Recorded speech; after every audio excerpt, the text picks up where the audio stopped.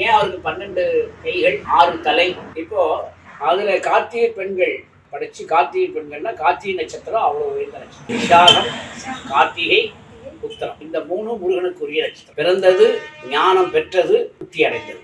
ஆமா, எல்லாம் இப்போ பார்த்தீங்கன்னா மாசந்தோறும் கார்த்திகை கோயிலுக்கு போவாங்க சிலர்லாம். சிலவங்க உத்தரத்துக்கு போவாங்க. இன்னைக்கு காவடி எடுத்து எல்லாம் விசாக நட்சத்திரம், வைகாசி விசாகம், பங்குனி உத்தரம், இது 3ம் முருகனுக்கு. அந்த 3 6ஆக சாகம் வச்சு 6 நட்சத்திரங்களும் 6 குழந்தைகளாக பிறந்து கார்த்திகை பெண்கள் 6 பேர் ஒன்றா வந்து அதை ஒன்று சேர்த்துறாங்க. ஒன்று சேர்க்கும் போது கை 12,000, தலை 6,000, உடம்பும் காலும் 2,000. முருகன் எதுக்காக உலகத்துக்கு அவதாரித்தார்? மனிதன் நிலையான ஞானத்தை அடைவதற்கு முருகான் பேர். அதனால முருகா என்னும் ஒரு சொல்லுக்கு திருவார் இல்லைங்கிறார். முருகனை யாரெல்லாம் நிறைய வணங்குறாளோ அவளுக்கு ஒரு நல்ல பாதையும் நல்ல செயலும் கிடைக்கும். அதுல அதிக பவர் வந்து திருச்செந்தூர் தான். செந்தியில் ஆண்டவருக்கு தான் வைப்ரேஷன் அதிகம். ஏன்னா சிவபெருமானே அவர் பூஜை பண்றார்.